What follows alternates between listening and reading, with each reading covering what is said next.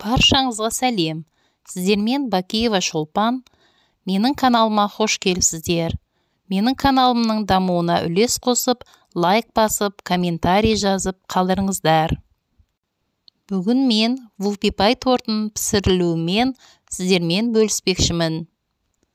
Вупипай тортын жасау үшін қажетті ингредиенттерді описаниеде жазып қалдырамын. Ең алдымен 4 жұмыртқаны миксердің көмегінде ағарттырып, көпіргенше миксерлейміз.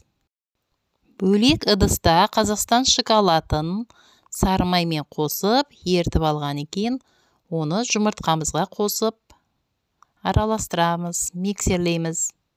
200 грамм ұнға разрыхлительді және де какаоны қосып, енді оны жұмыртқаға қосып миксерлейміз. Енді осы қоспаны араластырып жатқанда өте ықтияттап араластыру керек. Болмасам миксерлегенде шашырап кетуі мүмкін. Торттың нанын пісіру үшін мен пергамент қағаздарынан пайдаландым. Осы 4 қағазға торттың қамырынан жағып шығамын. Оны 180 градус әсел пеште пісіріп аламын. Енді тортымыздың наны піскенше мен оның кремін дайындаймын. Үлкенірек ыдысқа творожный сырды салып, оның үстінен қанттың пудрасын қосып, миксерлеп аламын. Енді осы қоспамызға кілегейден аз-аздан қоса отырып миксерлеймін. Енді суыған корждарымыздан тортты жинақтауды бастаймыз. Ол үшін бірінші коржды қойып, крем қапшық, яғни насатканың көмегімен шариктерін жасап, торттың жасалуын бастаймыз.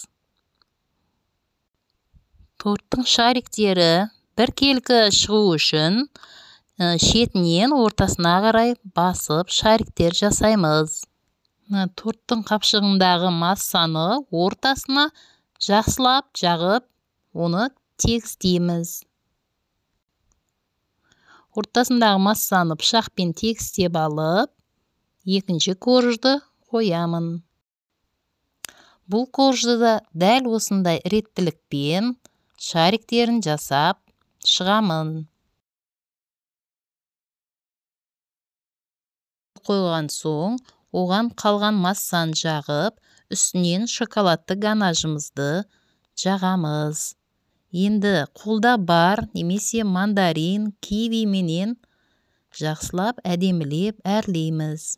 Әркім өзінің қалағанынша торттың бетін әрлеп қойса болады. Міне тортымыз дайын болды. Енді оны кесіп, үйіңіздегілерді қуантсаңыздар болады. Сіздермен болған мен әлі де алдағы уақытта осындай рецепттермен бөлісетін боламын.